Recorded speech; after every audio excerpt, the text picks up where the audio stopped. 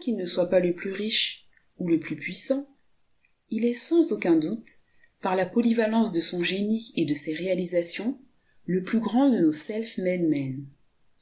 L'histoire simple mais imagée de l'autobiographie, de son ascension régulière depuis son humble enfance dans un magasin de suif, par l'industrie, l'économie et la persévérance dans l'amélioration de soi, jusqu'à l'éminence, est la plus remarquable de toutes les histoires remarquables de nos self-made men. Elle est en soi une merveilleuse illustration des résultats que l'on peut obtenir dans un pays aux possibilités inégalées, en suivant les maximes de Franklin. La renommée de Franklin ne s'est toutefois pas limitée à son propre pays.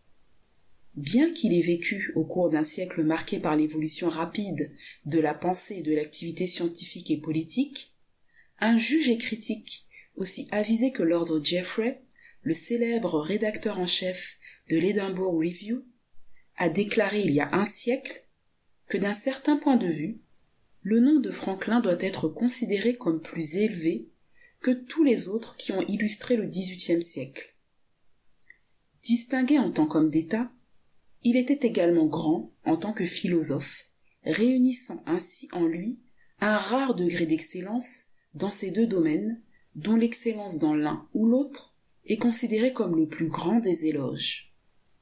Franklin a en effet été qualifié à juste titre de multifacette. Il a été éminent dans les domaines de la science et du service public, de la diplomatie et de la littérature. Il était l'Edison de son époque, mettant ses découvertes scientifiques au service de ses semblables. Il a perçu l'identité de la foudre et de l'électricité et a mis au point le paratonnerre. Il a inventé le poêle Franklin, encore largement utilisé, et a refusé de le faire breveter.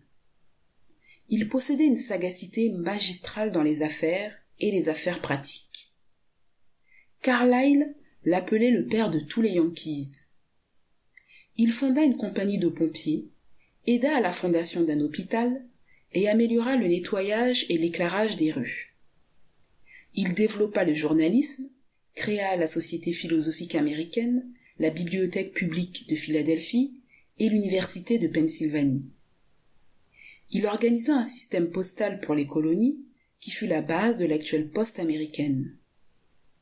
Bancroft, l'éminent historien, l'a appelé le plus grand diplomate de son siècle. Il a perfectionné le plan d'union d'Albanie pour les colonies. Il est le seul homme d'État à avoir signé la déclaration d'indépendance, le traité d'alliance avec la France, le traité de paix avec l'Angleterre et la Constitution.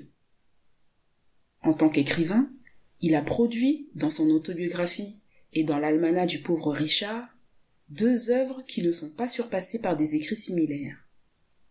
Il a reçu des diplômes honorifiques de Harvard et de Yale, d'Oxford et de St Andrews, et a été nommé membre de la Royal Society, qui lui a décerné la médaille d'or Copley pour l'amélioration des connaissances naturelles. Il était l'un des 8 associés étrangers de l'Académie des sciences de France. L'étude attentive de l'autobiographie est également précieuse en raison du style dans lequel elle est écrite. Si Robert Louis Stevenson a raison de croire que son style remarquable a été acquis par imitation, alors, le jeune qui souhaite acquérir le pouvoir d'exprimer ses idées de façon claire, percutante et intéressante ne peut faire mieux que d'étudier la méthode de Franklin.